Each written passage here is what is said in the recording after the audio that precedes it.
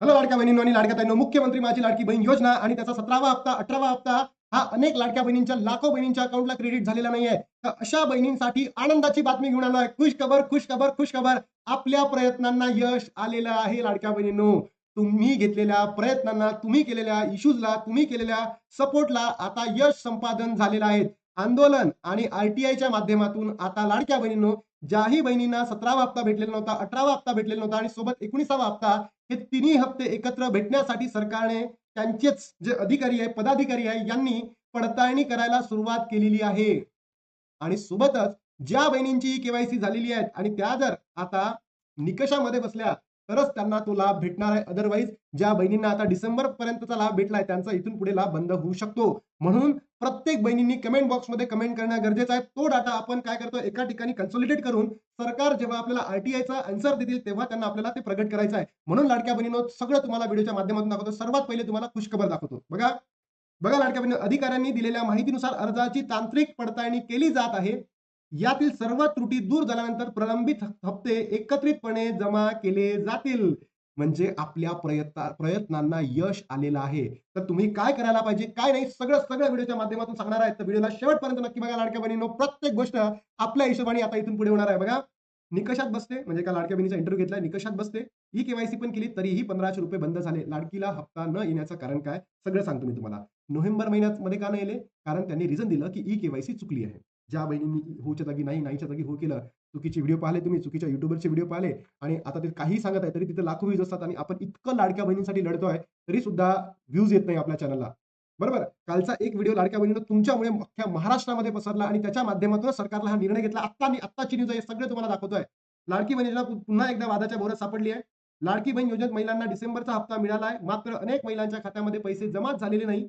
त्यामुळे महिलांमध्ये नाराजी निर्माण झाली आहे. लाडकी बहीण योजनेत केवायसी करूनही महिलांना पैसे मिळाले नाहीत. दरम्यान केवायसी मध्ये काही तांत्रिक अडचणी असल्यामुळे पैसे थांबलेले आहोत, उशिरा येत आहेत, असं सांगितलं जातं. दरम्यान यावर महिलांनी नाराजी व्यक्त केलेली आहे. त्यानंतर बघा, माझ्या स्वतःच्या यवतमाळ जिल्ह्यामध्ये लाडक्या बहिणीनं आपण आंदोलन यशस्वी करून दाखवलेलं आहे. यशस्वी करून दाखवलेलं आहे.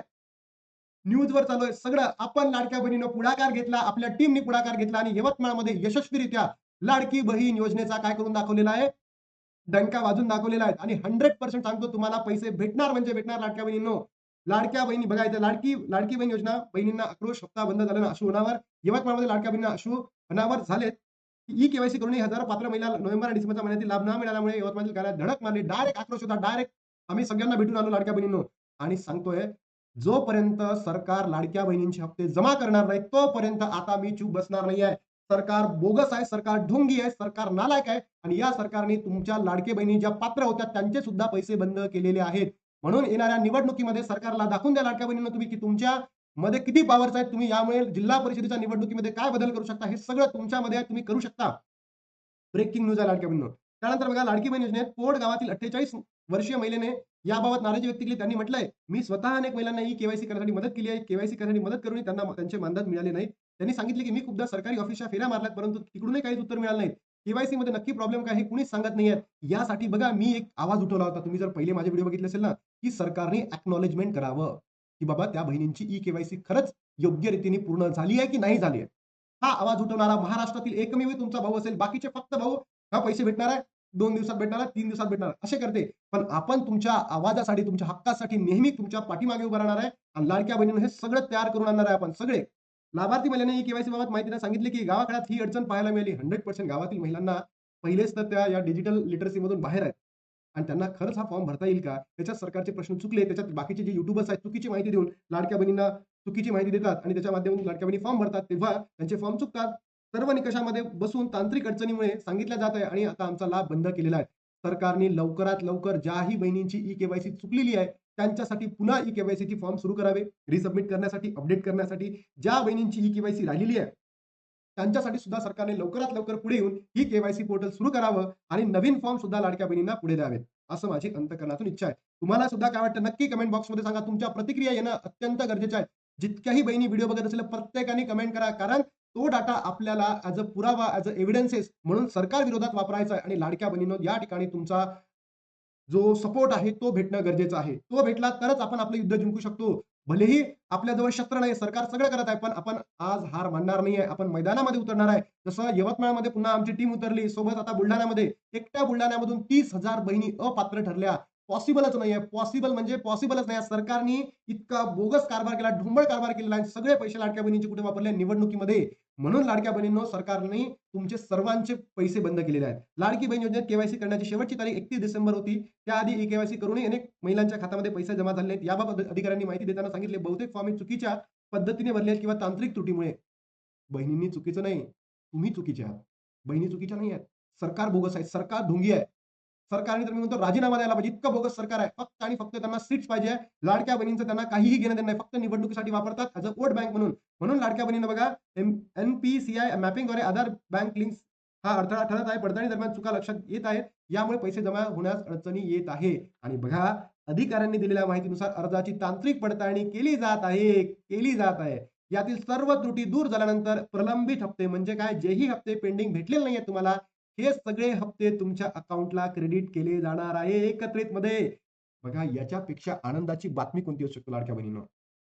आणि हे सगळं तुमच्यामुळे शक्य झालंय. तुमच्यामुळे, तुमच्या प्रयत्नांना यश आलेलं आहे. तुम्ही दिलेल्या सपोर्टमुळे लाडक्या बहिणींनो, मी सुद्धा इतकी हिंमत करू शकलो, की सरकारच्या विरोधात आर-टी-आय टाकू शकलो. कशा संदर्भात? आपली लाडकी बहीण योजनेसंदर्भात. या संदर्भात आपण यवतमाळमध्ये आंदोलन करायला उतरलो आहे. यवतमाळमध्ये झालं तर आपण लाडक्या बहिणींनो, पुण्यामध्ये कधी भेटणार तुम्ही नक्की सांगा. आपण पुण्यामध्ये एका ठिकाणी भेटूयात आणि सरकारी कार्यालयावर डायरेक्ट धडक मारूयात. त्याच्या माध्यमातून प्रत्येक बहिणीचा लाभ आपल्याला सुरू करून आणायचा आहे. ज्या बहिणींना वाटत आहे, की नाही आम्हाला पैसे भेटले, आम्हाला ई-केवायसीचे पैसे केली, पैसे भेटले, आज भेटले, पुढच्या महिन्यामध्ये भेटतात का बघा. आतापर्यंत नोव्हेंबर महिन्यामध्ये ज्या बहिणींची नाही झाली, त्यांनी चुकीचं ई-केवायसी केली होती. डिसेंबरमध्ये ज्या बहिणींची ई-केवायसी नाही झाली, त्यांना भेटले. आता जानेवारीमध्ये जो हप्ता आहे, हा तर भेटेलच तुम्हाला निवडणुकीच्या अगोदर, कारण की सरकारला वोट बँक म्हणून तुम्हाला वापरायचा आहे. नक्की भेटेल, पण प्रॉब्लेम काय येईल? ई-केवायसी चेक होईल, म्हणजे तुमची पडताळणी केली जाईल. आणि पडताळणीमध्ये जर तुम्ही निकषामध्ये बसले नाही, तर तुम्ही अपात्र व्हाल. म्हणून लाडक्या बहिणींनो सपोर्ट करा, पुन्हा सपोर्ट करा. याला पुन्हा पडताळणी का? जोपर्यंत लाडक्या बहिणींना लाभ भेटत नाही, तोपर्यंत आता आपण सरकारचे डोळे उघडणार आहोत, सरकारचे कानही उघडणार आहोत. सगळं दाखवणार आम्ही त्यांना. अमरावतीमध्ये लाडक्या बहिणी आक्रमक. पहिले तर मी प्रत्येक महाराष्ट्रातील बहिणीला थँक्स म्हणतो, की त्यांनी या चळवळीला, माझ्या सुरू केलेल्या चळवळीला महाराष्ट्रामधून, संपूर्ण महाराष्ट्रामधून सपोर्ट केला. यवतमाळमध्ये बघितला, बुलढाणामध्ये बघितला, त्यानंतर भंडारामध्ये बघितला, अमरावतीमध्ये सुद्धा आहे. लाडकी बहीण हप्ता रोखला, लाडक्या बहिणी संतापल्या. मागण्या काय? बघा प्रत्येक गावाखेड्यामध्ये, प्रत्येक जिल्ह्याच्या ठिकाणी फक्त आणि फक्त लाडक्या बहिणींचा आवाज गुंततोय. हे तुम्ही करून दाखवलंय लाडक्या बहिणींनो. यासाठी मी अंतःकरणातून तुमचा कृतज्ञ राहील, की तुम्ही तुमच्या आवाजासाठी या मैदानामध्ये उतरल्या आणि या ढोंगी सरकारला, या बोगस सरकारला त्याची जागा दाखवून देण्यासाठी तुम्ही पुढे आलात. या पद्धतीचं आपण लाडक्या बहिणींनो काय केलं होतं रे? काय केलं होतं माहिती आहे तुम्हाला? या पद्धतीचा आपण आर-टी-आय सुद्धा टाकलेला होता. याचंही उत्तर आपल्याला येणाऱ्या 2 ते 3 दिवसांमध्ये भेटू शकतं. असं आपल्याला एक तिकडून कथाकथित मेल आलेला आहे. बघूया रिझल्ट कधी येतो, कधी आपल्याला फीडबॅक मिळतो, सगळं करूयात आपण.